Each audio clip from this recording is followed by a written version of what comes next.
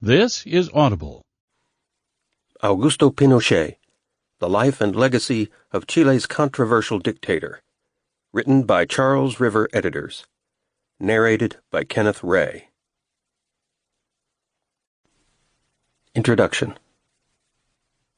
Not a single leaf moves in this country if I'm not the one moving it. I want that to be clear. Pinochet. For much of the 20th century, South American countries, in large part, lived under a system of military junta governments. The mixture of indigenous peoples, foreign settlers, and European colonial superpowers produced cultural and social imbalances into which military forces intervened as a stabilizing influence.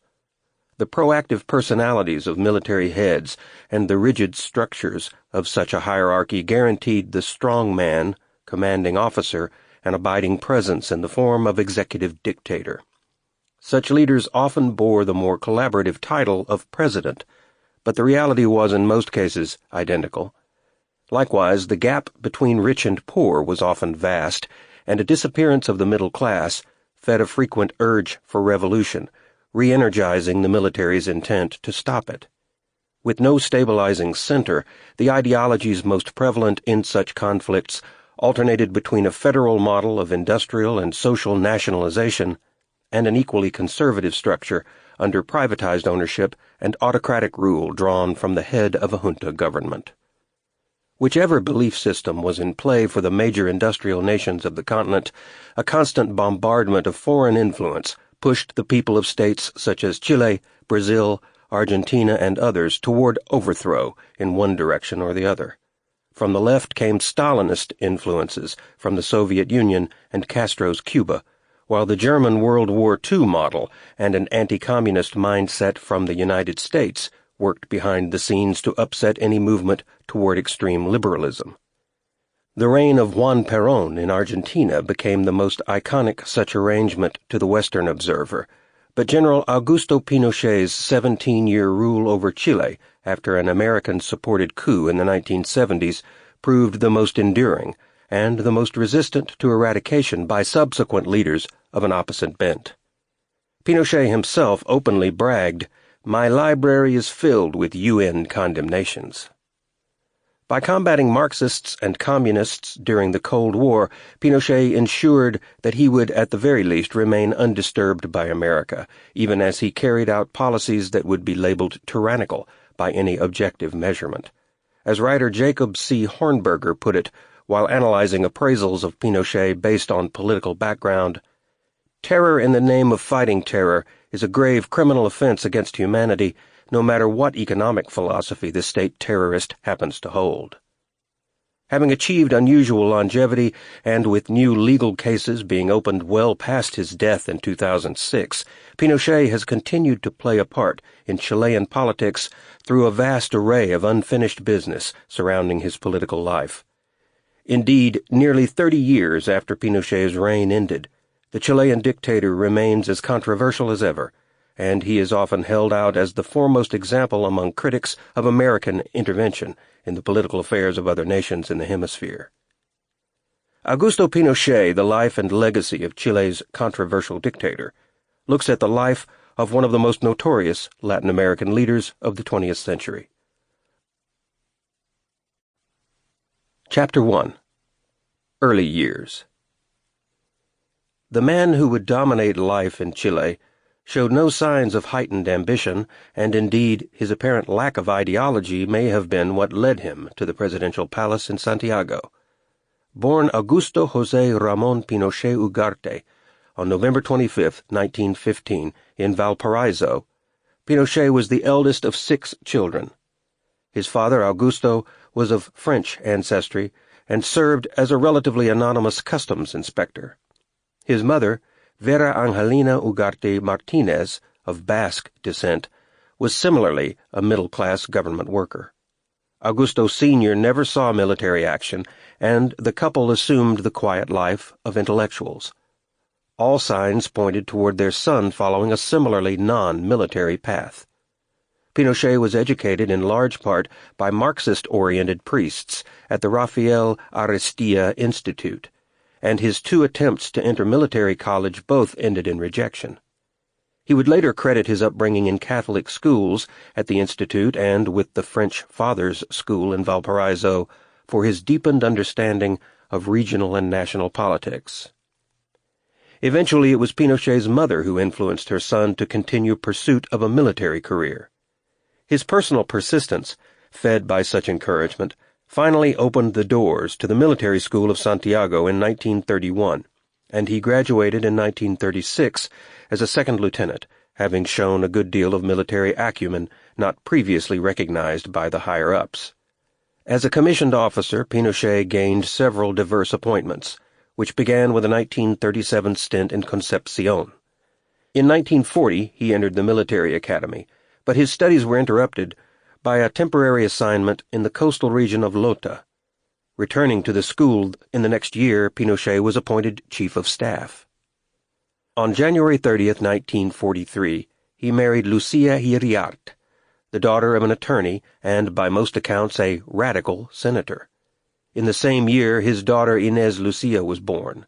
It is said that Lucia attached an imaginative sense of inspiration to her husband's pragmatism by likening him to Roman heroes such as Lucius Quinctius Cincinnatus, who saved the state on 2 occasions.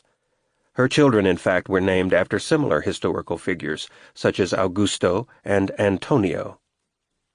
In time, Pinochet came to draw parallels between himself and Cincinnatus. Although not initially inspired to pursue a political or military path, Lucia purportedly possessed enough ambition for the 2 of them. 1948 saw Pinochet in his first executive position as commander of a regional prison camp. He later observed that it was during this tenure that he first began to lean significantly toward an anti-leftist ideology, citing a recognition of the truly diabolical attractions of Marxism.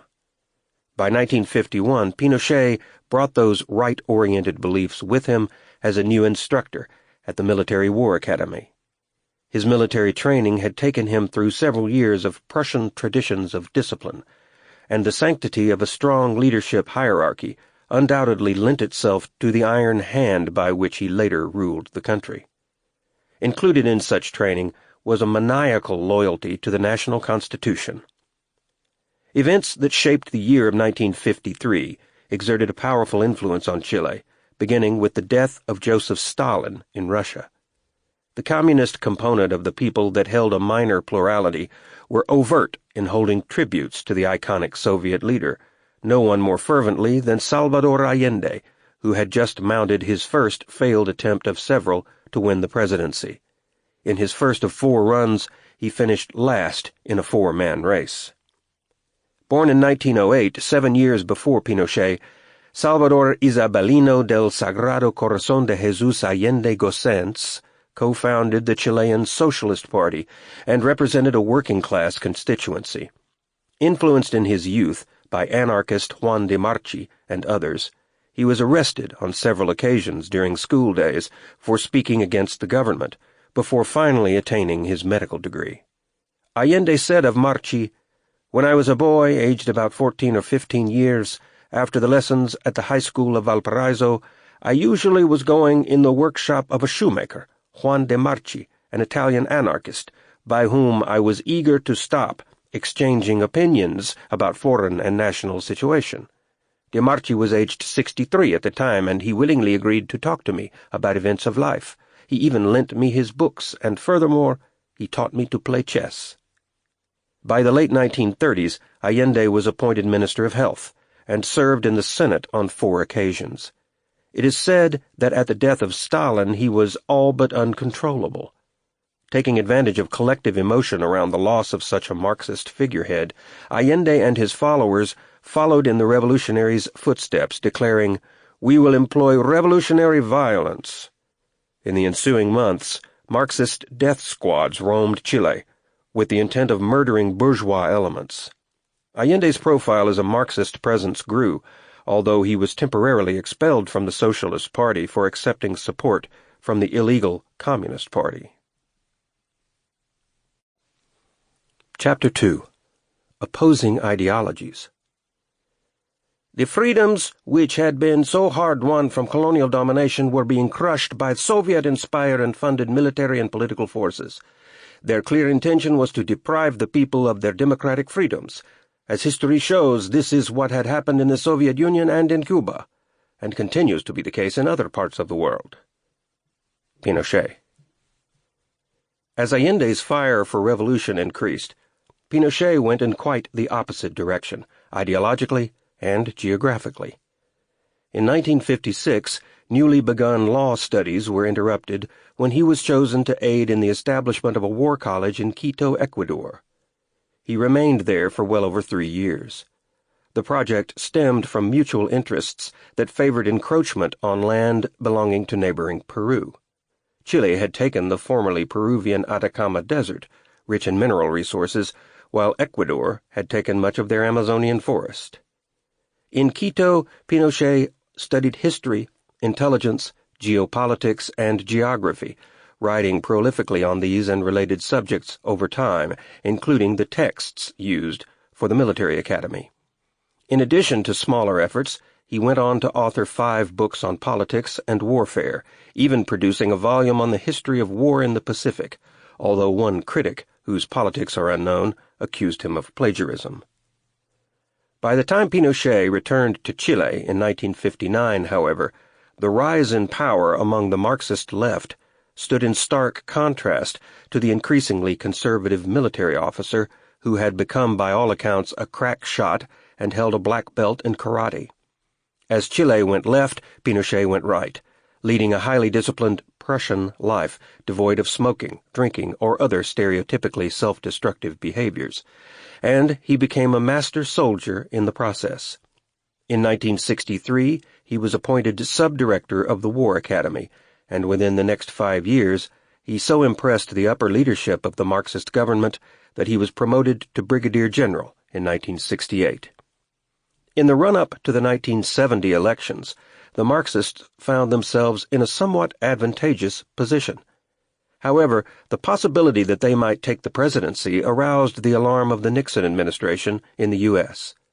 Nixon, a notorious communist hunter within his own country, was legendary for his famous hearings, censures, imprisoning, and, in a rare case, executing Soviet sympathizers. Nixon's South American policies were based on a fear that should a Marxist government take control of Chile, it might create what he referred to as a red sandwich with Cuba.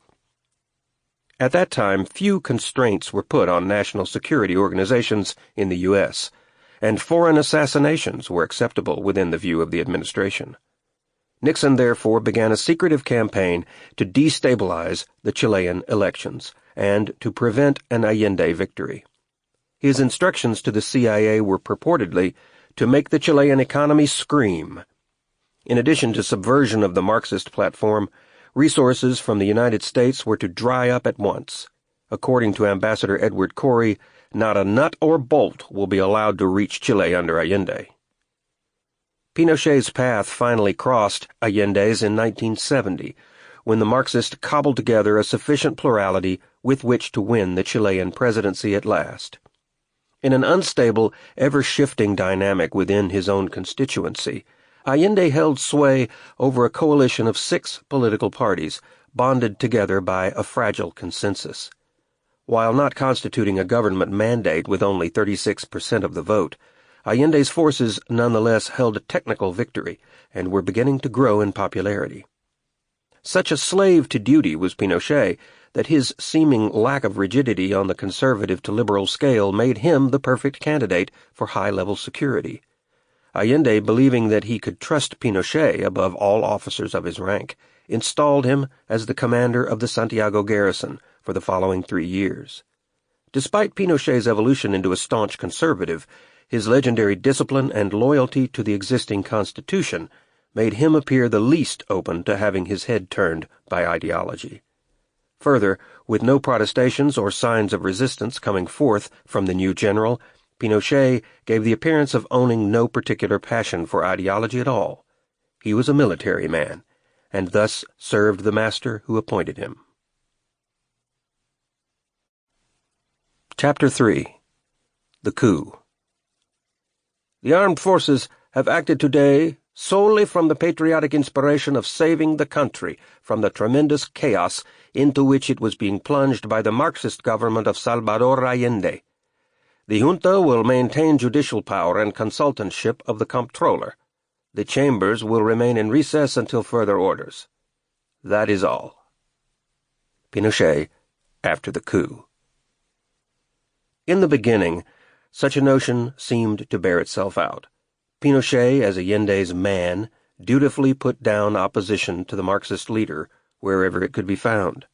He imposed curfews set by the president, and he arrested anyone who broke them, regardless of affiliation. As Pinochet put it, "I will not tolerate agents of chaos, no matter what their political ideology." Allende was most impressed by his new protector's seemingly neutral stance, and such a perception brought Pinochet a promotion to general under the left-wing Popular Unity government, a strange landing place for a newly formed conservative. Still, Pinochet did, over time, manage to assassinate several figures from Allende's circle early on in the new position, and whether all the orders came from Allende himself is doubtful.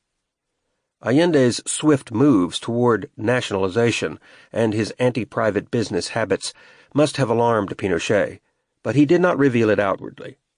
Opposed by virtually all business interests in Chile, Allende made good on wage increases of up to 40%, and companies were not allowed to raise prices. The sweeping nationalization of industry under Allende included major foreign interests, such as U.S. copper mines, and in matters of foreign policy, he re-established relations with Cuba, China, and the German Democratic Republic. Despite warnings from leaders such as China's Zhou Enlai that he was moving too quickly toward pure communism, Allende did not slow his pace. Whatever effect this might have had on the Chilean people, the U.S. administration was prepared to move far more quickly in coaxing a revolution as quickly as possible. It was said in hindsight by some that in the days of Allende the rule of law prospered, but in real political terms, that might not have been the case. Regardless, the United States was not particularly concerned with the rule of law, but the backsliding of a major South American power falling into communism, with Stalin and Castro as its founding fathers. Rhetoric coming out of Washington was alarmist, but the greatest threats were more covert than public. That work was for clandestine groups at the president's immediate disposal. The U.S. sent Operative Michael V. Townley to Chile under the alias of Kenneth W. Inyart, with the purpose of disrupting the Allende government in any way possible. Townley was accompanied by Aldo Vera Serafin, an experienced fellow agitator. In a real sense, Townley, a skilled assassin for hire, was already a fit in Chile's structure. Having moved there with his family from Waterloo, Iowa, where he was born, his father was the head of Ford Motor Company in Santiago. Once settled, he worked for Chilean intelligence before forging a strong link with the CIA. Townley also carried on an alliance with the Cuban group Chicago Junta, which disbanded the day before the JFK assassination. Townley operated under strict instructions from Secretary of State Kissinger to force a coup upon the minds of conspirators and the people at the earliest date possible, but to hide the American hand at all costs. The operatives were given enough resources to command a task force specifically devoted to bringing down the presidency of Salvador Allende. Those who were deemed uncooperative among the Chilean staff, even upper-level military men in their home country, were vulnerable to attack by the U.S.-installed agitation group. General René Schneider, chief of staff for Pinochet, was approached about assisting in a coup against Allende, but refused. On October 22, 1970, Schneider's car was ambushed, and he was shot multiple times, dying soon after in the hospital. If the U.S. was alarmed at the idea of a communist takeover of Chile, they were not seeing phantom threats. Only weeks before the coup of September 11, 1973, Chile was filled with both Cuban and Soviet operatives. Virtually hundreds of KGB personnel were traced and identified where possible. With full knowledge of the foreign Marxist presence in his home country and an absolute awareness of the available resources of the United States, Pinochet's course of action was confirmed. To his conservative mind, the Chilean population was looking up the locked and loaded muzzle of a Stalinist takeover. To Pinochet's advantage, Allende appointed him commander of the army on August 23, 1973. It was the general custom in Chilean politics that the armed forces stand aside from political crises, but the breaking point was reached by an insistent Pinochet who was appalled by the shattered economy and the sight of people in the streets. He believed that Chile stood at the crossroads of an all-encompassing civil war should the Marxist forces carry the election, and many agreed that the country faced a peremptory or imminent loss of human lives between 500,000 to 1 million should the election go unchecked. Pinochet's fears of such an internal conflict and a foreign-led military intervention were not overestimated. In an affair known as the Cuban Packages, an illegal smuggling operation conducted through several of Allende's ministers, gifts began to arrive from Fidel Castro. Flown in by Cubana de Aviación in 2 installments per week and hidden in diplomatic pouches were caches of automatic arms, grenades, and ammunition, flowing to a small revolutionary army. During the 3 weeks following Pinochet's appointment as commander of the army, U.S. operatives, such as Townley, continued to do their work in resistance to an election favoring the Marxist government. The covert task force undermined the sitting administration in every way it could, most effectively through strikes in the trucking industry. Allende's government was helpless to control the expropriations of land with such entities operating on their own. The nationalization of foreign copper interests had been a major issue of the presidential campaign, resulting in a constitutional amendment passed by unanimous vote. The crippling strikes, sparked by the U.S. task force, withheld the land and the industry from Allende's reach. On September 11, 1973, the bloody revolution in Chile began, as the usually passive army began to shell the Moneda Palace, the residence and office location of the Chilean presidency. Pinochet ordered and publicly led the shelling, even with the president inside the walls. Unable to access his covert units for rescue, Allende made one final radio broadcast, described by one observer as heartbreaking, from the besieged palace. In it, Allende stated, "The Grand Avenue will open again, through which free men will pass to build a better society." A short while after, Allende died of a fatal gunshot wound. Arguments, after the fact, have contested the manner of his death, but Allende's personal physician testified that the president committed suicide, and that claim has come to be the general consensus. Either way, Allende, the Marxist who had promised to lead Chile down the democratic road to socialism by way of duplicating a Soviet and Cuban model, gave way to a revolution comprised of renegade military forces led by Augusto Pinochet, covert foreign groups agitating within Chilean conservative elements, and spurred on by dire economic conditions. The coup of September 11 took little time to complete, and resistance to Pinochet's action throughout the country was negligible. In radio broadcasts, he claimed without hesitation that a combination of socialist and communist forces, political and paramilitary, had joined in a coalition to take over Chile, and that the only available solution was an authoritarian government that has the capacity to act decisively. The institution of political parties was immediately banned, and they would not return for at least a generation. Labor unions suffered the same fate, and strikes of any kind were forbidden. Trusted military officers were disposed throughout the country to serve as mayors of villages and towns, and up to 10% of the judiciary members were dismissed from their posts for representing liberal positions. The beginnings of an arms industry in Chile was personally established in the coup's aftermath. Chapter 4. The Junta. I am going to die. The person who succeeds me also would die. But elections you won't have. Pinochet. Named to a 4-man military junta in the form of a governing council to lead the country, Pinochet was soon established as the most powerful of the 4 military branch heads, and as the junta's spokesman. With the country attuned to his voice, he initiated an immediate clampdown on the Chilean Communist Party, claiming that Allende had for all intents and purposes held a permanent spot on the Soviet payroll, for which he should be formally condemned and exposed for systematically destroying democracy. Part of the revelation was the Chamber of Deputies' claim that Allende had supported covert armed groups, had committed torture against political opponents among the people, had conducted illegal arrests, had rendered the press mute from the local to the national level, had confiscated private property for the purpose of nationalization, and had forbidden people to leave the country based on their ideological persuasion. A vigilant Pinochet instituted the habit of micromanaging political and cultural affairs down to the local level.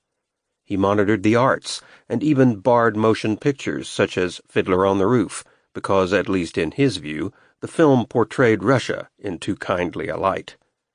In his obsessive hovering over all matters, he was fond of saying, "Not a leaf in Chile moves without my knowing it."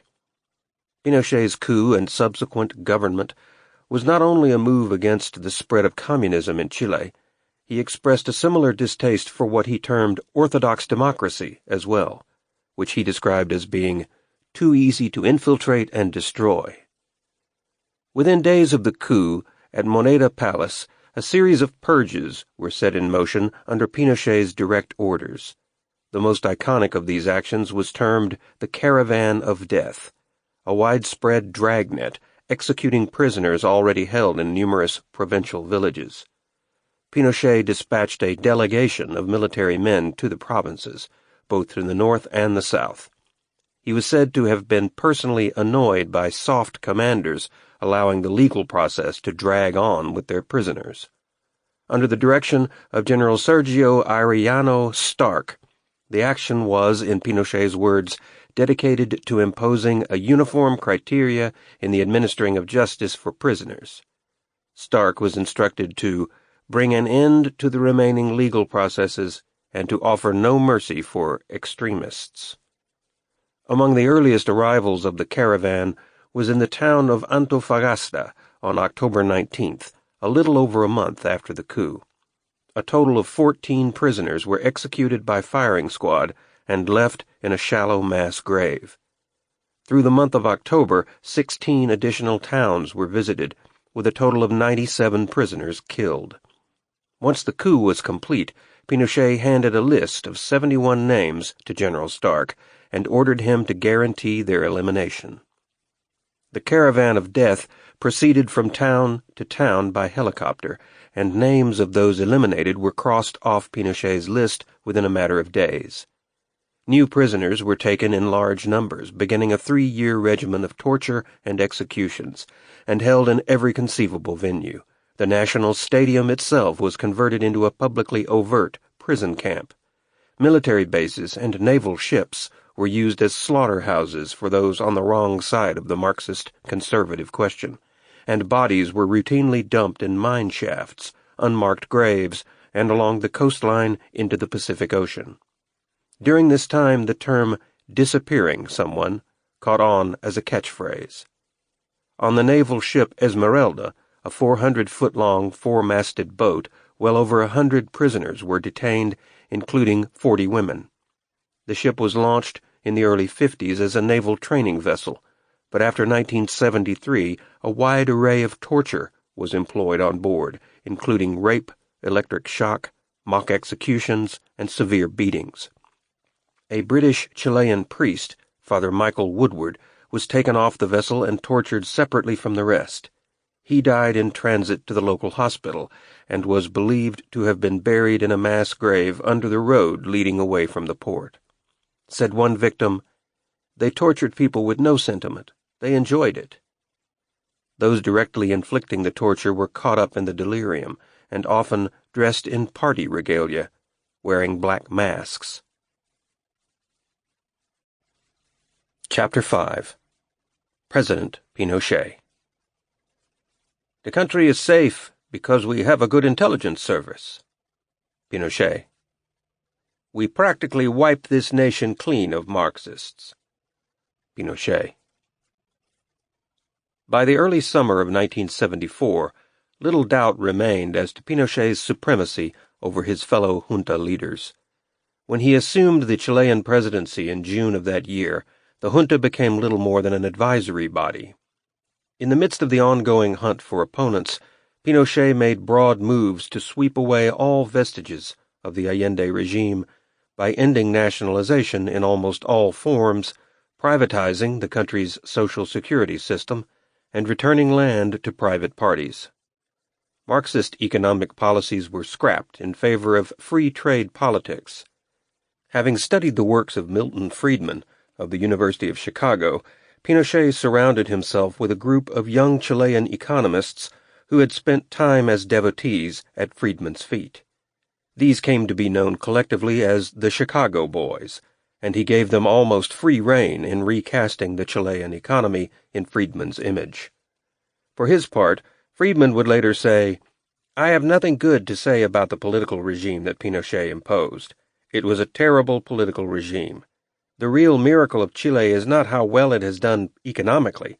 The real miracle of Chile is that a military junta was willing to go against its principles and support a free market regime designed by principled believers in a free market. In Chile, the drive for political freedom that was generated by economic freedom and the resulting economic success ultimately resulted in a referendum that introduced political democracy." As the new head of government in Chile, Pinochet also ensured a big rise in the numbers of arrests and executions. Some accounts claim that up to 10,000 Chilean citizens were victimized by the purges, and that up to 130,000 arrests were made shortly after the coup. Most of the killings reportedly took place within the first 3 months, but the habit of executing prisoners taken from slums or agrarian communities for the purpose of frightening their neighbors continued. People were arbitrarily taken out of the villages and murdered in one way or another, often cynically and falsely, in order to fulfill a largely unknown quota. The national stadium swelled to full capacity, and of the thousands taken there, the famous protest singer Victor Jara was one, presumably executed with a group of others in late 1973. The most employed excuse for executions in remote areas was that the prisoner was shot while attempting to escape. It became clear that operatives from the United States were still in Chile following the overthrow and turning to other work for which they were originally engaged. Michael Townsley's services for the Pinochet cause continued as an assassin tracking down dissidents, some high-level, who had fled Chile during the coup. Staging an auto bombing in Buenos Aires, Argentina, Townley and his group assassinated Chilean General Carlos Prats and his wife on September 30th, 1973, and they very likely organized the assassination of former Chilean Minister Orlando Letelier in Washington, D.C. Long after Townley's work was finished, others were serving life sentences in Chile. He, however, was freed and entered into a witness protection program in the United States. It is widely speculated that he is still alive. Townley, in retrospect, was discovered to be but a small part of a continent-wide operation involving numerous powers in South America. With its birthplace in Paraguay, a multinational intelligence organization spread through lower South America as one state after another fell to military dictatorships. Most of Pinochet's activity, chasing escaped dissidents, occurred between the years of 1975 and 1977. He made extensive use of what came to be known as Operation Condor, a cooperative extradition agreement between fellow military states dedicated to the suppression of leftists in all walks of society. Dissidents were tracked, caught, tortured, and either killed or returned to their respective countries, where they faced almost certain execution. Operation Condor is regarded in retrospect as an enormous human rights crime wave perpetrated on the continent. The mass disappearance of an enormous cross-section of South American society ensued from the dumping of bodies in makeshift crematoriums, mass graves at sea, drugged prisoners dumped out of helicopters, to name but a few of the atrocities committed. U.S. documents reveal much information on the bilateral arrangements between South American nations to track and kill opponents. Despite taking part in a high-profile auto bombing in Washington, D.C., dangerous due to the risk of America's depth of involvement being discovered, General Manuel Contreras, one of Pinochet's right-hand men, was kept on as a major liaison with the CIA, eventually becoming a paid asset. Further investigation revealed that the CIA paid a sum of $35,000 to Townley's group of assassins after they murdered General Rene Schneider, not as payment for the job or as an enlistment for a new one, but merely to keep the prior contract secret and maintain the goodwill of the group. The CIA did not work in a void. In the destructive first phase following the coup, the Dirección de Inteligencia Nacional was established in 1974. DINA became the Chilean secret police, with an overall purpose of coordinating the hunt for dissidents with similar organizations in Argentina, Uruguay, Paraguay, Bolivia, Brazil, and other neighboring states. This flexible and covert organization was also designed to efficiently coordinate activities between the military branches and to oversee the general policies of Pinochet, including censorship over the media, the purging of universities, and the prevention of political parties or unions. General Contreras served as the organizational director, which put him in the collaborative network with the CIA. In an initial 3-year tenure, DINA had much work to do throughout the continent, as approximately 200,000 individuals had fled the country in the first weeks following Pinochet's coup. While Operation Condor became the most iconic of DINA's projects, other actions, such as Operation Colombo, in which 119 disappeared, were common. As with the case of Colombo, a typical DINA habit was to publish information throughout neighboring states that these victims had died fighting guerrillas. At the time, the Chilean media and larger external news organizations remained almost entirely silent. After files were declassified, one historian analyzing the documents wrote about DINA's activities. In some camps, routine sadism was taken to extremes. At Villa Grimaldi, recalcitrant prisoners were dragged to a parking lot.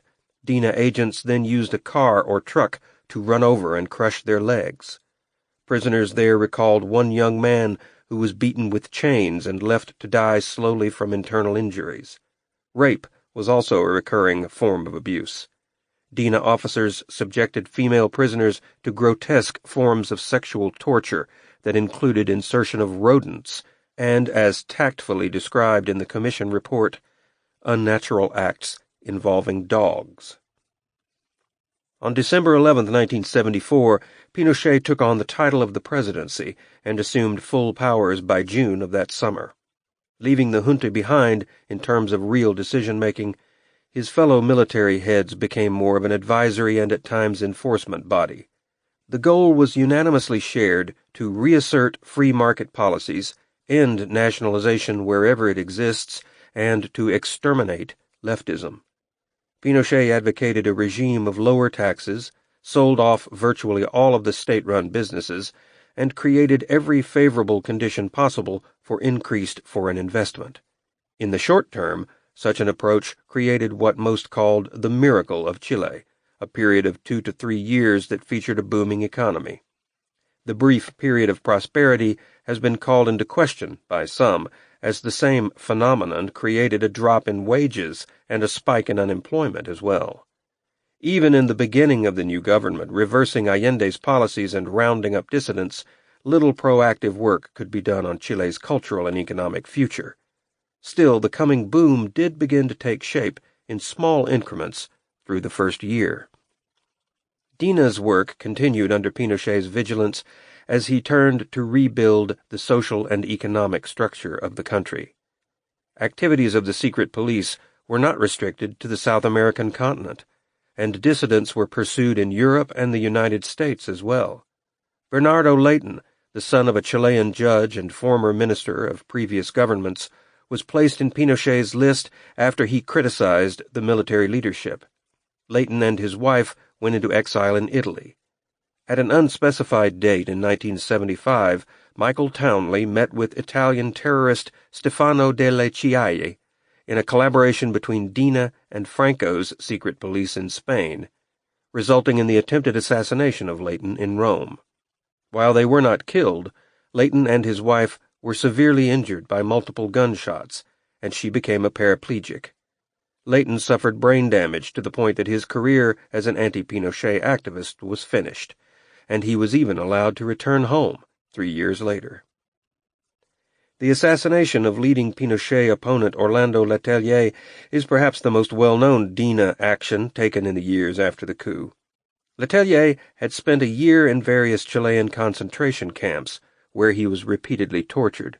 Following that, he was committed to 8 months in political prison and was only released and allowed to leave the country after Pinochet was pressured by prominent figures such as Diego Arna, governor of Caracas, Venezuela, and others. He was told by his releasing officer not to assume that he would be safe out of the country, and was warned that the arm of the Dina is long. Letelier relocated to the U.S. and joined the think tank Institute for Policy Studies, lobbying the U.S. Congress against Pinochet. At one point, the new Chilean president signed an order revoking Letelier's nationality. On the morning of September 21, 1976, as Letelier drove to work with his assistant Michael Moffett and Michael's wife Ronnie in the American capital, a car bomb detonated at 9:30 a.m. Letelier and Ronnie Moffett were taken to the hospital, where both died. Michael escaped out the rear of the automobile. Through the mayhem of the revolution's first 2 years, Pinochet is retroactively seen by many as the antagonist and the creator of the general scenario. Respected analysts, however, characterize Pinochet as a natural outgrowth of an existing and unsustainable situation. By 1973, Chile is said to have been beset by a confused utopian left, an inflexible, short-sighted center, and an uncompromising, selfish right. With the term democracy as a workable concept in either a socialistic or conservative framework, the coup that overthrew Allende was carried out against one of the longest-standing democracies in the region, one with the pre-existing conditions for precisely what Pinochet provided. His methods have been described as gratuitously barbaric, but offensively successful. But it is largely agreed that as a symbol of the revolution, he summed up the faults of a generation. By the 3rd year of the revolution, Pinochet must have felt comfortable enough with his public favorability rating of over 75% to relax on some points. That year, a subtle change of mood overtook the government, accompanied by modest political liberalization. Nearing the end of the coup's most brutal aftermath, the purges began to taper somewhat in 1978, and Pinochet was able to move forward at an accelerated rate. Even the Dina was disbanded, although it was reestablished under another name, La Central Nacional de Informaciones. Those who aided in the abuse of dissidents did not fit with Pinochet's larger Chilean picture so well as they once had, especially since the FBI involved itself with the Letelier assassination in Washington. When George H.W. Bush was told that Americans were involved, he leaked a story to Operation Mockingbird to cover up the CIA's role. Mockingbird, a media-controlled project by the CIA, had been in place for a quarter of a century, with recruited individuals placed within major news outlets. With the American cover now in some danger, military aid to Chile was suspended for several years, and Chile was condemned in the United Nations and European Union. For Chile's part, Pinochet agreed to pay some restitution to the U.S., but he never admitted open complicity. As the FBI made progress, Chile decided to extradite Townley to the U.S. The assassin, originally hired by the U.S. government, confessed that he had hired 5 anti-Castro Cuban exiles to bomb Letelier's car. All 5 accomplices were indicted, and Townley, who was to be convicted in the bombing, implicated General Contreras and General Pedro Espinosa, Dina's director of operations. It was Espinosa who admitted under much pressure that Pinochet was personally involved in the attacks. Contreras and Espinosa went to prison in Chile. Despite some public enlightenment on what had transpired in the preceding 3 years, the covert CIA involvement continued, with over 400 operatives working in Chile and assisting in the privatization of the social and welfare system. Pinochet set strict limits on economic policy, refusing to return in any way to statist measures. However, similarly to the way in which the Marxist plan had failed, so did the conservative approach, in a widening gap between the rich and poor, often a precursor to social upheaval. The wealth gap rivaled only Brazil on the South American continent. No one could act to balance Pinochet's view, since political parties were still forbidden, and Congress was dissolved. The 1925 Constitution was scrapped for another to be installed in 1980. The new Constitution would undergo far-reaching revisions throughout the following decade, but for the time being solidified Pinochet's power in the country, guaranteeing that he would remain in the presidency for 8 more years. At that time, a plebiscite, a national referendum on his continued tenure in office, was to be held. It guaranteed a gradual and legal path toward democracy and installed a binomial electoral process, but provided amnesty laws for all military officials. The junta's power was sustained under new terminology as political arbiters, guarantors of institutionality. The Constitution's legitimacy was to be questioned from all sides, since the spectrum of Chilean political views was not consulted by the president. Chapter 6. The 1980s. This is not a dictadura, dictatorship or hard rule, but a dicta blanda, soft rule. Pinochet. Sworn in again on March 11, 1981, Pinochet took immediate steps to establish private pension accounts, one of the first governments to do so. After a 3-year period of deep recession that ended in 1983, soup lines began to disappear. The gross national product rose toward the 6% mark during the miracle of Chile, thanks in part to leverage exerted by the U.S. over Pinochet. Chile simultaneously experienced a drastic drop in infant mortality during those years. The economic boom, however, almost never got its chance, as widespread protests and rioting broke out in 1983, and films such as Missing were released, the story of 2 Americans among the disappeared, Charles Horman and Frank Teruggi. Nationwide protests brought on another wave of repression, as Pinochet responded with strong aggression. In 1986, despite the economic upturn, old resistance groups who had withstood the purges reemerged, such as the Manuel Rodriguez Patriotic Front, the FPMR, or El Frente. Named for a hero of the Chilean War of Independence, the organization was formerly the military component of the Chilean Communist Party. An assassination attempt was made on Pinochet in 1986 as he was driven from his country home. The car was ambushed, but Pinochet's driver sped off in reverse, eluding the conspirators, and Pinochet was unharmed. The incident cost the lives of 5 bodyguards, with 22 wounded. In retaliation, Pinochet's police arbitrarily abducted 4 communist-leaning citizens from their homes, killing all 4. The failed assassination threw El Frente into a state of internal crisis, and the organization announced in the same year that it would abandon peaceful protest in favor of violent opposition through sabotage, despite their small membership. Chilean communist leader Volodya Teitelbaum announced on Radio Moscow that 1986 would become the year of titanic battles. One such projected collision included a general strike on July 2, 1986, in which an army patrol retaliated by seizing Rodrigo Rojas, an 18-year-old photographer and son of an exiled Chilean mother with whom he had been recently reunited in the U.S. Also attacked was Carmen Quintana, 19, an engineering student at the University of Santiago. Both were set on fire. They were found by agricultural workers and taken to the nearest hospital, where Rojas died 4 days later.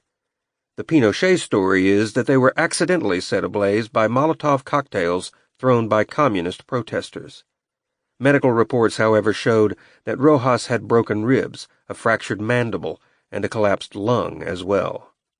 Quintana survived the attack and lived to receive a blessing from Pope John Paul II when he visited Chile the following year.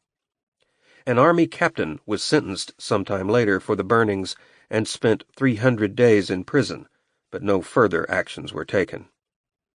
By 1988, the obligatory plebiscite spelled out in the Constitution drew near, and it was begrudgingly fulfilled by President Pinochet. The general was confident in the affections of his citizenry and pleased with his accomplishments of the past 15 years, thinking that he would do well at the ballot box. As special favors to those who sought some relaxation of presidential rigidity, he signed a bill restoring political parties. However, on October 5, 1989, he was disappointed to learn that he had garnered no more than 43% of the vote and would soon be turned out of office. He bitterly declined all shows of support for a candidacy in the next election. Later that year, Pinochet turned the presidency over to Patricio Aylwin, a Christian Democrat. The results of the plebiscite were a shock to Pinochet, as he was certain that his country would not move leftward after what had happened almost 2 decades before. However, he failed to take into account that many were too young to remember the Allende years, and had become too confident in the economy to believe that only an authoritarian government could provide stability. Similarly, he failed to notice that among the populace the sense of obligation toward the act of voting had risen significantly, and that the move for a change snowballed in the sense of citizen participation. The leader who thought his 1980 Constitution was a new gift to the people must surely have noticed that the U.S. Embassy was no longer chiming in with the criticisms of dissidents, and, as embassy personnel pointed out in retrospect, he hated and mistrusted us, but some elements in his government were moderating their stance. Noteworthy as well is that 2 of the normally acquiescent junta leaders suddenly asserted themselves, barring Pinochet from backing out of the constitutional obligation to put his presidential popularity to the test. Chapter 7. Pinochet's Final Years. I have lived with my conscience and my memories for over 1/4 of a century since the events of 1973. These are not easy reflections for me, but I am at peace with myself and with the Chilean people about what happened. I am clear in my mind that the return to Chile of true democracy and from that true freedom to which all individual people are entitled could not have been achieved without the removal of the Marxist government. Pinochet. He shut down Parliament, suffocated political life, banned trade unions, and made Chile his sultanate. His government disappeared 3,000 opponents, arrested 30,000, torturing thousands of them. Pinochet's name will forever be linked to the desaparecidos, the caravan of death, and the institutionalized torture that took place in the Villa Grimaldi complex. Thor Halvorson, President of the Human Rights Foundation. It was all but inevitable that the subsequent term of Patricio Aylwin would include investigations into the former regime. Moving quickly to establish the National Committee on Truth and Reconciliation, data was collected on the first of the Pinochet victims, including names and details of deaths, firing squads, beatings, humiliations, drownings, and electrocutions. When one of the first mass graves was discovered, Pinochet scoffed at the accusation, telling the press that mass graves are an efficient manner of burial. The first of several investigations into charges of financial corruption against Pinochet took place in late 1990, as the committee looked into what has been called the Pinocheques affair. 3 checks made out to the eldest son of Pinochet, totaling $3 million, were claimed to represent the sale of Valmoval, a small arms company with Swiss roots. Pinochet's name was not listed under the company's books, and he had no apparent connection with the company in any official capacity. The weapons sales were intended for the Chilean army, where the elder Pinochet still carried significant clout. In December, he strode into Army headquarters and placed the 57,000-man force under alert, and only then asked for an end to the investigation.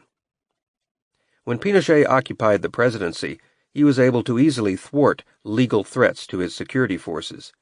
Even as he slipped into his controversial new role as senator for life, as the Constitution guaranteed, protecting his former agents became more difficult.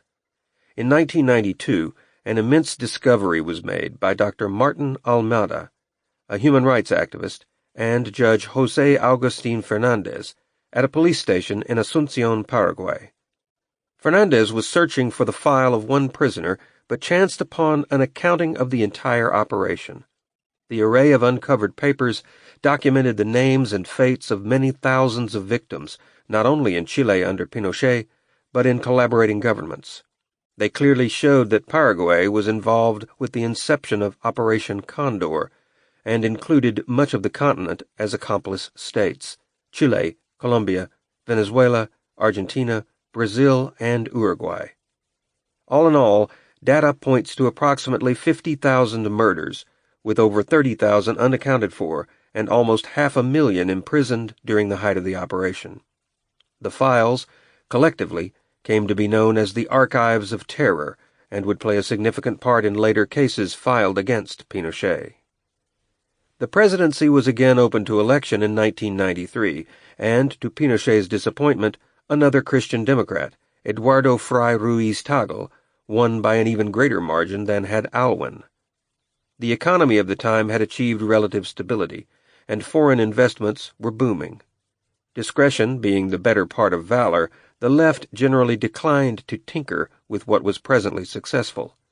In the words of the finance minister Alejandro Foxley, no one in the present administration had any love for the Pinochet years, even if it was admitted that they did many things right. 1998 was the year the Communist Party of Chile filed the first human rights violation case against Pinochet. On March 10th, Pinochet stepped down as commander of the army, enjoying one of few moments of adoration from the old days. During a commemorative ceremony, the band played his favorite song, a German World War II ballad entitled Lily Marlene. However, Pinochet's arrival at the Senate chamber, where he sought to take advantage of his constitutional rights as a lifelong member, was far less adoring. Usually a mere formality, Pinochet's entrance to the floor was met with fistfights breaking out among opposing members and chants of "assassin" coming from the gallery seats. From that point forward, new investigations were launched almost daily, and in 1999 his role in the Letelier assassination was uncovered. 6 people were arrested for the bombing, but not Pinochet. For the former president, it was the perfect time for an overseas goodwill tour, and no one at the time appreciated him any more than Margaret Thatcher's Britain. On the former president's infamous trip to the UK, he was welcomed by virtually all in government, and hosted lavishly by the Prime Minister. Chile had been more than helpful in the British military action in the Falkland Islands, and was in some ways essential to Thatcher's victory there. The two sipped tea together in the afternoon and shopped at Harrods, as Pinochet's trip was undertaken in a light-hearted tone. From time to time he sent Thatcher chocolate and flowers, and failed to see any reason why such a welcome should be short-lived. The purpose of Pinochet's time in the UK was not entirely for pleasure, as he required a back operation, and he was hospitalized in London for a time. What he did not expect was an intervention by agents of Scotland Yard, who entered the hospital on October 16th to arrest him on the basis of a human rights violation claim filed in another country. A claim of extradition was made upon the British government by Judge Baltasar Garzón of Spain, on the grounds that Pinochet had violated the human rights of a number of Spanish citizens in Chile during the years of his presidency. Specifically, Garzón charged Pinochet with the kidnapping of 19 Allende supporters from Spain, creating a worldwide controversy and endless debate over a single official's right to bring a head of state to trial in a country other than his own. Ordinarily, Britain would have been under no legal mandate to obey such a request, but it had signed on with the United Nations Convention Against Torture, an agreement ratified by most of the world. By acceptance of those same countries, the agreement carried universal jurisdiction that superseded any claim of immunity by a head of state. The original agreement was intended to simplify the procedure so that the extradition process itself would not be bogged down, with details of evidence to be saved for the ensuing trial. Therefore, Spain was not required to present a prima facie case in order to extradite Pinochet to Madrid, even though most of the accumulated charges had little or nothing to do with Spain. The Pinochet arrest became a sensational news item throughout the world, and the debate was endless, as if the case represented a tectonic shift in the budding field of international law surrounding human rights cases. Human rights organizations were globally galvanized, especially in Chile. The United States and other countries were heavily lobbied to give up classified status on their documents surrounding the Allende overthrow, with all of its ensuing operations. For Pinochet, the extradition request resulted in over 500 days under house arrest, while the British court system analyzed and reanalyzed Spain's claim. Tensions mounted in Chile between Britain and Pinochet supporters, and for Thatcher's government, the relationship of the late 90s was an uncomfortable one. Later in 1998, 5 law lords reached the conclusion that Pinochet should be stripped of his immunity, ostensibly agreeing with Spain. That ruling, however, was set aside when one of the lords was found to be linked with the Amnesty International organization, rendering the panel's decision moot. In 1999, a panel of 7 judges voted 6-1 that Pinochet should be extradited, but that he should not be prosecuted for any charges that occurred before 1988. Before extradition was enacted, however, Pinochet was declared mentally unfit for trial, and Home Secretary Jack Straw eventually released him for a return to Chile on compassionate grounds. In a sense, being released to return home was anything but compassionate. Not only had the case with Spain become a locus classicus for the new human rights legislation and an outcry among victims for justice, but the formal authority Pinochet had once enjoyed was no longer a feature of the political culture established by his successors. Upon his release on March 2, 2000, and his return to Chilean shores, over 600 cases were filed against him. Opponents who had lacked the power a few years before attacked him openly as having a complete disregard for human rights. They sought to further expose his role in the Letelier assassination in Washington and publicly reveal the details of Operation Colombo, in which over 100 Chilean leftists disappeared in the second year after the coup. The British court believed that in its verdict declaring Pinochet too feeble for a trial, it was allowing the former dictator, now physically and mentally spent, the right to return home to die. However, the Chilean government's perception of the returning Pinochet was shockingly contrary, as the dictator seemed re-energized. According to one observer, he rose from his wheelchair and cast away his stick. Once declared fit, he agreed to address all of the judge's questions. Only days after his return, however, Pinochet suffered further disappointment, as Ricardo Lagos assumed office, the first socialist to preside over Chile since Salvador Allende. Shortly after that, Pinochet was stripped of his immunity from prosecution as a former president, and once he resigned his life term in the Senate, he was all but legally defenseless. After having returned to Chile, Pinochet was not immune from further foreign actions. In the same manner that Spain had sought him for extradition, France, Switzerland, and other states announced actions against him. Pinochet continued to serve as a new metaphor for extradition law. Legal analysts debated whether an individual court pursuing a head of state for alleged crimes against humanity would cause dictators to suffer a more limited range of movement in order to avoid prosecution. The first actual indictment of Pinochet was brought by Judge Juan Guzman in a charge of human rights violations. The court's efforts stalled as Pinochet's health made prosecution seem impossible at the time. Under house arrest for several periods, some lengthy, he suffered the humiliation of reporting to the police for mugshots, fingerprinting, and to be registered as a criminal. Still, through periods of detention, sometimes lasting up to 6 weeks, he managed to avoid trial. One legal rescue was still available, albeit tenuous. An amnesty law passed in Chile over 20 years prior protected Pinochet from any violations occurring between 1973, the year of the coup, through 1978.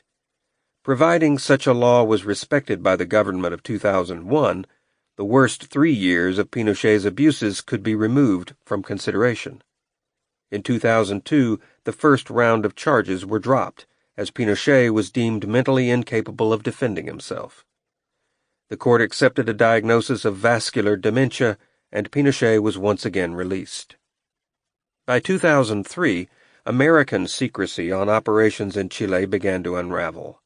The human rights-oriented administrations of Carter and Clinton supported internal investigations, and in that year, General Colin Powell remarked, "It's not a part of American history we are proud of." In June of 2004, when the results of a U.S. Senate investigation were released, leftist Chileans were outraged.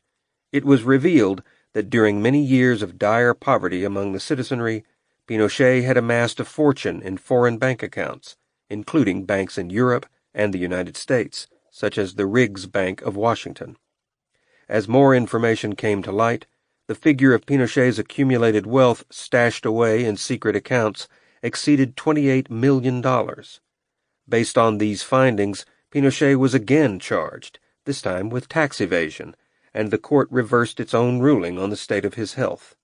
A new rash of court filings followed at a rapid pace as plaintiffs lined up in the hope of being heard before the defendant died. Pinochet's immunity continued to be stripped away, and he was deemed open to prosecution for the death of General Carlos Platz and his wife. At the end of 2004, a new round of human rights charges were prepared as the National Committee on Political Imprisonment and Torture confirmed at least 35,000 cases of such abuse. In 2005, the Chilean Supreme Court removed Pinochet's immunity from illegal financial dealings, and in a blow to the amnesty law upon which he relied for protection, the court did the same in the case of 119 disappearances. Ascribed to Pinochet's direct orders, bodies of the victims were found 2 years after the overthrow of Allende in neighboring Argentina. The financial scandal, triggered by discovery of Pinochet's foreign accounts, expanded to his entire family in 2005, and his wife Lucia was charged with tax evasion by the Chilean Internal Revenue Service, along with his son Antonio. In time, every member of the immediate family was met with the same charge. Judge Sergio Munoz demanded that Pinochet's wife remain under detention at Santiago Military Hospital. While the financial activities were under investigation, a parallel charge of false use of passports remained pending. The final period of house arrest for Pinochet lasted up to 1 month before his death, as the court prepared to proceed on murder charges involving 2 Allende bodyguards. During this period, he celebrated his 91st birthday with an elaborate party thrown by a small group of supporters who would celebrate important anniversaries with him, including that of the Allende coup. He occasionally spoke at luncheons, but mostly remained closeted in his country home 80 miles from Santiago. He had lost the heart of the military and was scorned by former military colleagues and conservative civilian ideologues. Even at the end of his life, he maintained a flair for fashion and was likened to Libyan dictator Muammar Gaddafi by the small circle of friends who pined for the old days of the 70s. Michelle Bachelet was voted into office in 2006. Another socialist president, she was, as her predecessors had been, faced with the question of whether to prosecute Pinochet and his family. Her father had been a general in the Air Force and was loyal to Allende. Under Pinochet, he was tortured and died in prison. Over half of the Chilean population believed that even in such a feeble and politically irrelevant state, Pinochet should be prosecuted.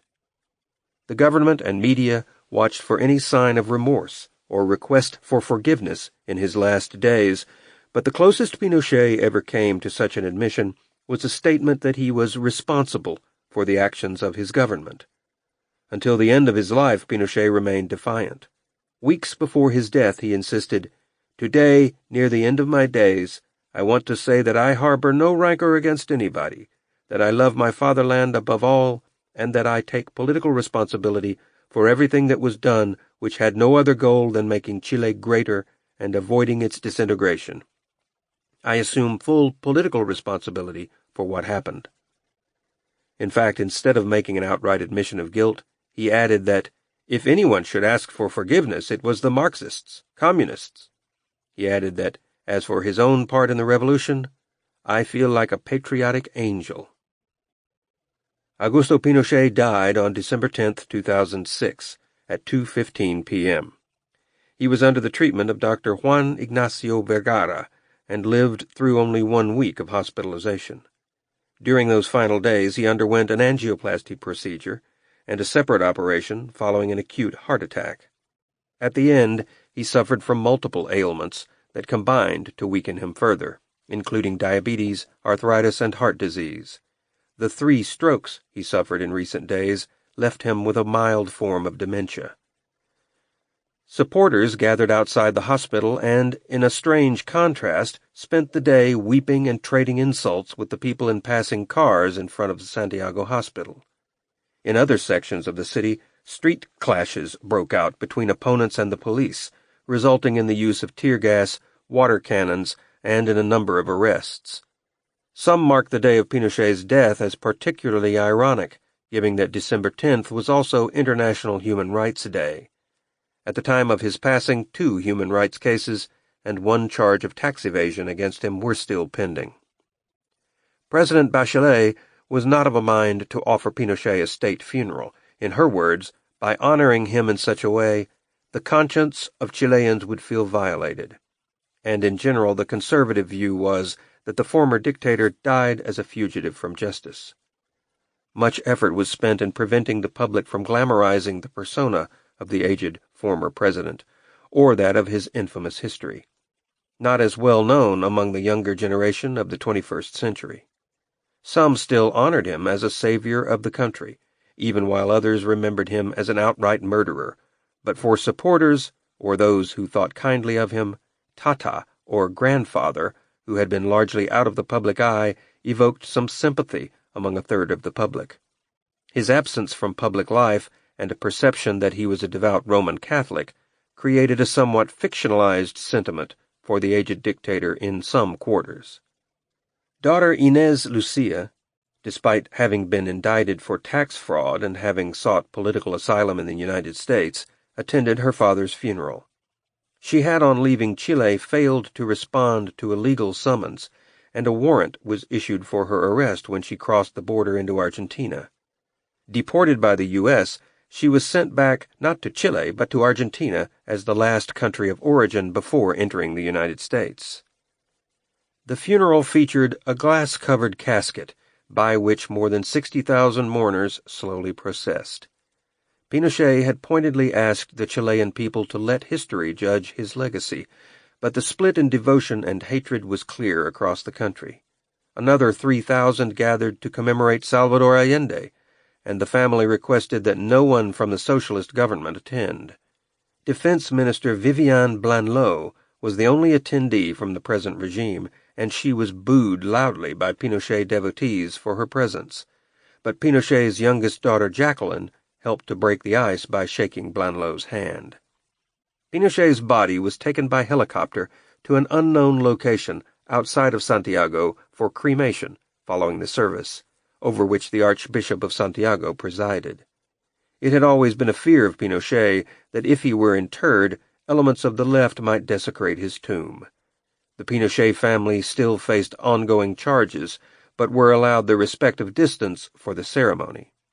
Daughter Inés Lucia would in time overcome her legal difficulties with the Bachelet government and come back to seek a seat in Parliament.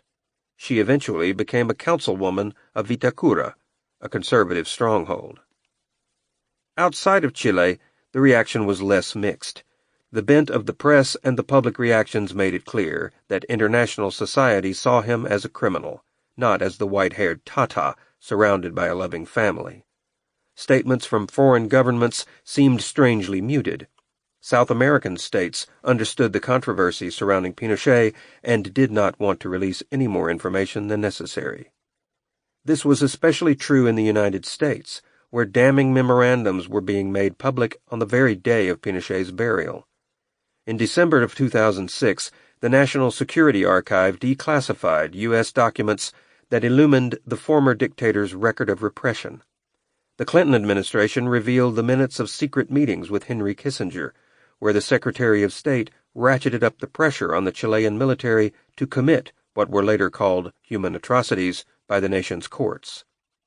Many of the most graphic actions taken behind the scenes of American government were later reproduced in Peter Kornbluth's book, The Pinochet File, a declassified dossier on atrocity and accountability. Kornbluth was the director of the National Security Archive, a foremost expert on the Pinochet regime and responsible for declassifying important documents related to his part in the revolution. Although the Obama administration supported the declassifications, it had stopped short of an outright apology for U.S. complicity, terming it a difficult period. Despite that, the Obama administration went forward with a new wave of declassifications that clearly intimated that Pinochet directly ordered killings on U.S. soil, most notably the Letelier assassination. As the evidence deepens, more is learned of Kissinger's sentiments involving human rights abuses as an acceptable alternative to a strong Marxist presence in a neighboring nation. In a one-to-one meeting, Kissinger is known to have observed, "Your greatest sin is that you overthrew a government that was going communist." He went on to assure the Chilean president by reminding him, "As you know, we are sympathetic with what you are trying to do here." The end of the conversation involved a guarantee from the United States that no human rights sanctions would be forthcoming. The Reagan administration, not as overt as its counterpart of the early 70s, believed that Chile occupied a category of authoritarian states that could be worked with through quiet diplomacy. Reagan's Assistant Secretary of State met with Pinochet and walked away in disbelief about the man's unwillingness to compromise. "He's the toughest nut I've ever seen." The politics of the Pinochet problem had far-reaching effects on U.S. foreign policy with other neighbors. To avoid any further delving into North American culpability, the U.S. pressured Britain to reject the extradition order to Spain. This was a quandary for the British, who had fought with the Americans in the Middle East but were allied with the Chileans in the Falklands.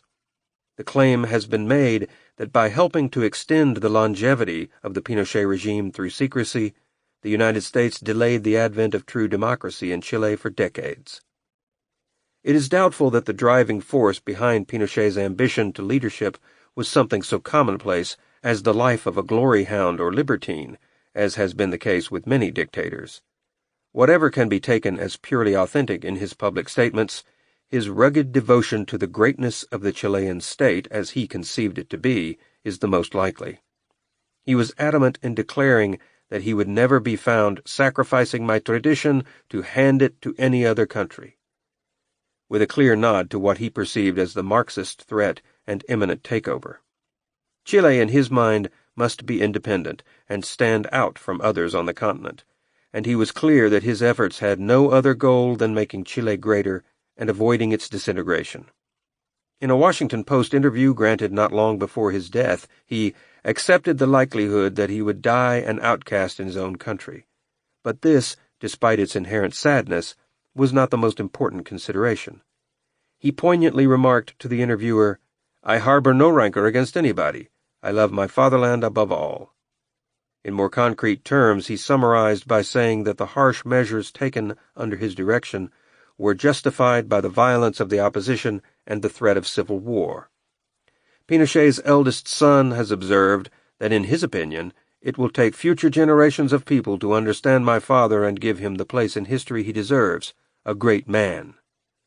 The rejoinder to the younger Pinochet's sentiments is that for successive governments it will take years to catalogue the atrocities. Pinochet as a physical presence in cultural life has been largely erased as symbols of his regime fall. The September 11 Avenue in Santiago is now New Providence Avenue, and medals that bear his likeness have been altered. Congress debated a bill introduced by a communist lawmaker entitled "No Street Will Bear Your Name." While a library bearing Pinochet's name still exists at the Military War Academy in Santiago, Bachelet allowed it to remain as an educational tool of Chile's history, rather than a promotion of one ideology or another. Not trying to impose an interpretation of history, just recounting the facts. And yet some claim that although it commemorates the fallen heroes, The mistakes of the regime are unmentioned in an effort to sanitize the historical truth, and that none of it mitigates the inexcusable barbarity of Pinochet. With various memoirs published by soldiers and witnesses of the era, and with the release of revealing American documents, state secrets from Pinochet's era are shrinking rapidly, and as a cultural phenomenon, what were once sites devoted to torture and murder have become tourist attractions. Bachelet continued to reverse Pinochet-inspired legislation, such as labor laws that restrict the right to strike and heavily privatized education. Major alterations to the state constitution through the years go far beyond the rate of amendment in any other state on the continent, and to praise Pinochet openly in public carries the stigma of a national taboo. An outcry in the Congress broke out when a member requested a moment of silence for Pinochet on the 8th anniversary of his death. Furthermore, a dossier on General Ariano Stark, Pinochet's right-hand man, has since gone public and offered proof that Pinochet himself ordered the murders of 21 political prisoners during the Caravan of Death. With the public continuing as a split society on the Pinochet matter, he is regarded as a historical figure with neither tomb nor heirs. However, despite its reversal of fortunes, the Pinochet family has not abandoned the political life within areas of Chile where conservative popularity remains high. As of 2014, reports claim that Pinochet's grandson was forming his own political party based on the principles of conservative-style patriotism and an anti-gay platform. However suppressed the expression of support for Pinochet is within Chile and outside it, it continues to exist in one form or another. For example, one analyst cites what he perceives as the exaggerated vitriol devoted to the revolution compared with other historical upheavals. The blatantly disproportionate allotment of wrath focused on this man. William Jasper of the National Observer sought to remind readers that Pinochet is not in history's major rogues gallery, because he has never been forgiven by communists for that heroic act of overthrowing them. In his statement that had there been a Pinochet leading in 1918 Russia, or in Germany of 1933, the people would have been better off, he claimed that the deaths of innocents were largely the communists' fault. Pinochet, says George Reisman of Mises Wire, is no angel, no soldier can be, but he was certainly no devil. Conservatives share a deep belief that Allende was guilty of massive electoral fraud, and that his administration was packed with Serbians, Soviets, international communists. Some suggest that in the coup, one supported by the Chilean people, Pinochet actually acted with restraint. Conservative writers point out that although Pinochet inflicted some necessary personal damage, many of those who died or suffered were preparing to inflict a far greater number of deaths and a vastly larger scale of suffering on their fellow citizens in a hostile leftist takeover. A mainstream conservative talking point suggests that the actual power that Pinochet possessed from the time of the coup through the establishment of the new constitution has been grossly overestimated, and that he never attained the supremacy attributed to him. The viewpoint further claims that the commanders of the assisting branches within the junta retained significant powers, and this viewpoint was actually echoed by a comment Pinochet made while being detained in 1998, that he was only an aspiring dictator, I was never a real dictator. Moreover, it is widely felt that Marxists who claim that the miracle of Chile was of a shallow nature, a fact revealed by its eventual collapse, are not only denying the fact of Pinochet's rescue of the economy, but camouflaging their ideology's basic flaws in the pursuit of economic health.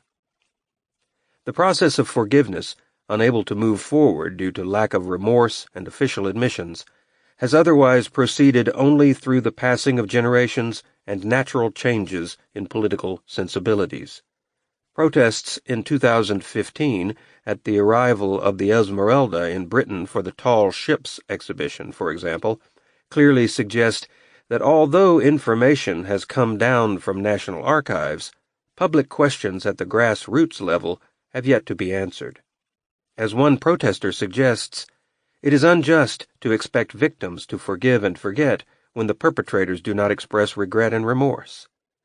In ongoing requests for an official apology from the United States, the administration will not comply, simply suggesting that old conflicts have receded, a theory of questionable substance. Writer Jorge Edwards, however, points to milestones of progress on several fronts, and advises that to move forward may require a wise dose of memory and forgetfulness. At least, says Edwards, the case of Pinochet has pointed toward the end of impunity for heads of state by cutting off the global escape routes that were available in past eras. He adds that luxurious vacations paid for with state millions may give way to internal exile enforced by the world's judges. Chile itself was greatly changed as it entered the 21st century.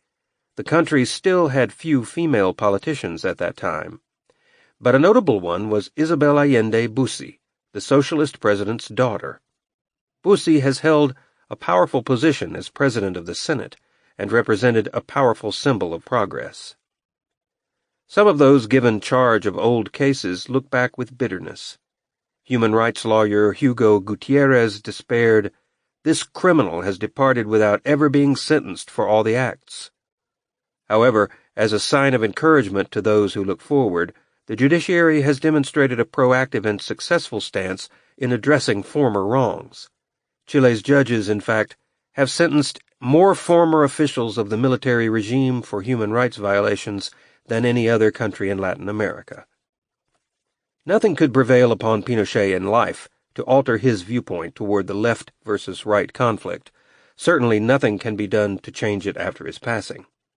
As a rare political and military phenomenon, it is said that Chile never produced in nearly 2 centuries of independence a man with more acute political nose or one with more talent for intrigue. Pinochet's remark that people considered him a dictator because he had a sour face represents a style of glibness with which he minimized and deflected the consequences of his action. Such a comment, however, is a mere symptom of personality and does not represent a core belief from which modern Chile must move forward.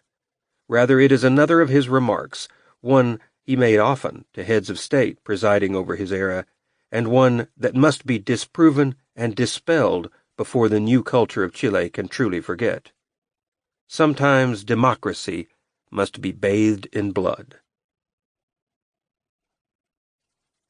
This has been Augusto Pinochet, The Life and Legacy of Chile's Controversial Dictator, written by Charles River Editors, narrated by Kenneth Ray. Copyright 2016 by Charles River Editors. Production copyright 2017 by Charles River Editors. Audible hopes you have enjoyed this program.